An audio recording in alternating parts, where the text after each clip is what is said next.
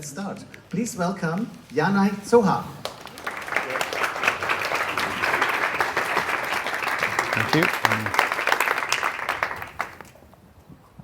Hi. So, what I would like to share with you today is my perspective on a new wave of much more personalized products than what we know so far. How far are we in terms of the technology, and what would it take to create such products? And also, what are the concerns that we want to be mindful about, and perhaps even take action to make sure they go in the right direction. So, very personalized products, what does that even mean? There are very, very different types of products and services that we see during our daily interactions, but all of them have very common attributes. They need to feel extremely personal.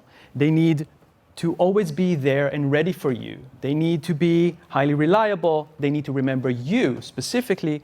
They need to be proactive and predict your needs. And this is an important one. They mostly just need to be invisible. So they are out of the way. They don't disturb you. They just do the function that they are there for. And there's just, one problem. And that problem is you. And by you, I mean not a very general sense of you, but very you personally. So each and every one of you is extremely complex human being with their own preferences and needs and fears and expectations. And when we design products and services that try to meet the needs of this unique snowflake that you are, of course, we run into challenges because it's extremely difficult. We have expectations, regardless of how we behave. In our head, we are always very clear, coherent, we communicate well, and then we expect everyone around us to just understand what we need and make it happen. In reality, we are more like these variations.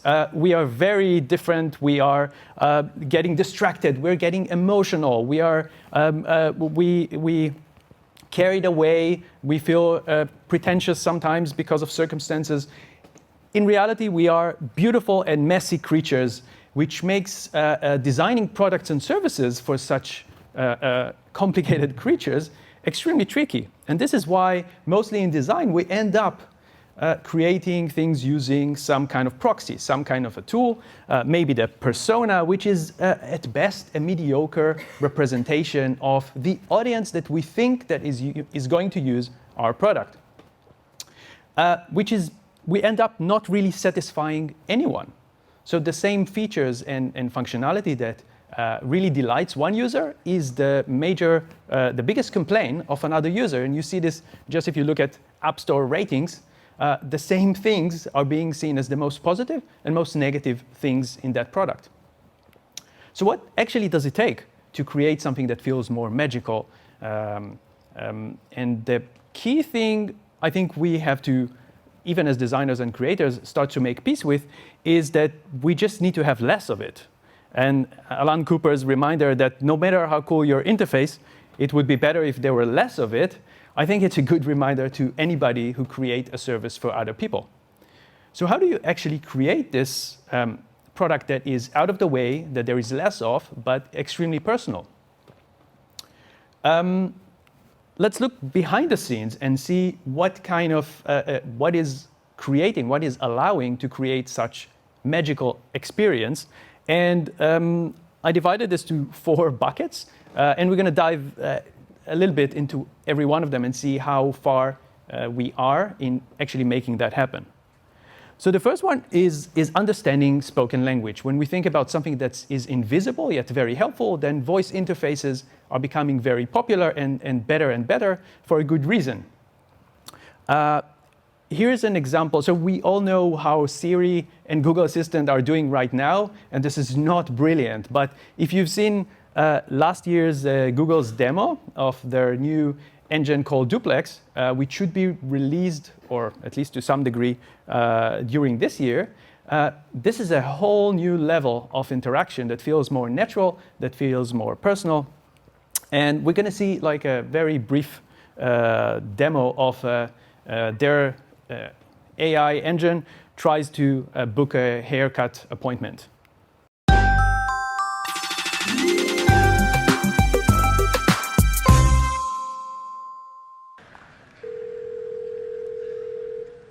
How can I help you? Hi, I'm calling to book a women's haircut for a client. I'm looking for something on May 3rd. Sure, give me 1 second. Sure, what time are you looking for around? At 12 p.m. We do not have a 12 p.m. available. The closest we have to that is a 1:15. Do you have anything between 10 a.m. and 12 p.m.? Depending on what service she would like. What service is she looking for? Just a woman's haircut for now. Okay, we have a 10 o'clock. 10 a.m. is fine. Okay, what's her first name? The first name is Lisa. Okay, perfect. So I will see Lisa at 10 o'clock on May 3rd. Okay, great. Thanks. So as we can see, this is definitely something that we can almost market as done. I mean, they managed to create something convincing enough that feels very personal, that is solving the problem of really understanding what we mean and create something that feels more natural. The second element is how do you execute the connection between different services? So if I communicate with one device and it needs to talk to another device and, I don't know, end up getting me the Uber, and some people created all sorts of chained, using some interesting platforms that allow you to chain interactions between services. So for instance, if for some odd reason when your Uber arrives you want your living room lights to blink, you can do that. If you want to communicate between digital and physical services, and for instance if you finish your to-do list earlier today, you want a pizza automatically delivered to you, it's already possible today, you just need to decide you want to do that.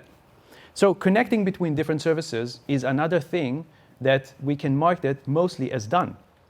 And yeah, as I mentioned, it could be very complex kind of scenarios that you can play with. A third element is how do we communicate back to the people, to the users of the services that we want to create. And that part is not just, the challenge there is to go beyond something that feels very mechanical, very transactional. You want to create something that there is a hint of creativity there, because this is how human interaction works. There's always an element of surprise, of creativity. And for that, there is a fascinating example using OpenAI's latest prediction engine, which you can, by the way, play with yourself on talktotransformer.com. That's a cool domain name. And you can just put any short text prompt there, and it will create several paragraphs. And we'll try to create something very coherent, which is something that has been considered extremely complicated for AI to do. And for an example that I've made, I put a text that I thought would be interesting, what's going to come out, and I wrote, what if Elon Musk? And just wanted to see, let's see what happens. And what it generated is a very convincing piece of bullshit. What if Elon Musk, who owns Tesla Motors, could create an electric vehicle from thin air? Blah, blah, blah, blah. That's exactly what Musk is working on, called Tesla Zero Carbon Drive. This is bullshit. It doesn't exist. You can Google it. But the engine managed to come up with something that feels extremely convincing. If I would read it, I was like, oh, that's new, including quotes and so on. So this is fascinating. Play with this. I highly recommend it. It's entertaining and terrifying at the same time. So another major obstacle of communicating in a natural language, we can say, you know what, we're actually doing it in a pretty good way. The next one is a bigger challenge. So in order to create these magical services that we, as we said, needs to feel personal, always out of the way, and feel like they really know you, remember you, we need to create this deep contextual awareness. So what does that actually mean? We can break it down into three maybe categories, and one of them is the easier, the more familiar one is the external context. And here we mean things like, what is the task you're trying to do? Where are you? What constraints do you have right now? Which could be, I don't know, you're trying to book a table for a restaurant, so we know where you are, what you want to, what are your preferences, and so on. So that part is easy. It gets more interesting when we think about what I describe as a core identity, which is the accumulative knowledge about who you really are. And that might include things like your preferences, your opinions, your interests, habits, goals, all of the things that we share during our life with our devices over time, whether we recognize this or not. But this is a huge amount of information that is being gathered to create this core identity of ours. And the third bucket is even more specific because it takes ourselves, our core identity, and what it means for us in a specific moment. So we are prone to a specific stress level. Are we focused or not? Are we healthy or not? Is there something specifically that changes our behavior in this specific moment? And so the left side, external context, is something that most apps and services today are basically able to access that and build on top of it. The rest is something that is much more protected. It's not widely available. And this is something that makes data extremely important to be able to gather this knowledge and make good use of it in creating magical products. So you might recognize these companies that control our lives today, and they offer us great services. Most of them are free, and they're just happy to help us. And what is the result of that is that they keep building this insanely complicated and detailed awareness of what is our core identity, and over time, through the usage of these beautiful, friendly devices that we let into our house, keep a very accurate understanding of what happens with us in every single moment. Again, this might be helpful, but it also creates this wealth of data that opens the door to much more interesting or terrifying scenarios. So the good news, and there are good news, is that this helpful universe of services that really know us, that really understand us, that know what's happening with us in the moment, is coming. And it's going to be quite mind-blowing. And this is a really big one, these services really don't play well with others. Because if you think about Apple, or you think about Google or Amazon, they create their own ecosystem that keeps the information practically exclusive to them. So they can keep gathering the information, create even better services for us, which is very tempting on the one hand, but it keeps anybody else outside of the playground. And this is a very risky direction we're going in. So this is an option we can take. We can just stop sharing all the information, not use the services, just because we understand the consequences. But we know that this is something that's not going to happen. There's a fascinating research that probably is not going to surprise you, but the privacy paradox is the gap between what most of us say we think about privacy concerns and how we actually act. So the short version of it, it means we are doing a crappy job of really following up. The moment there is a specific value we perceive, and the moment we have some social pressure, we are happy to share every possible bits of information. It's just who we are and what we do. So we can probably not change that.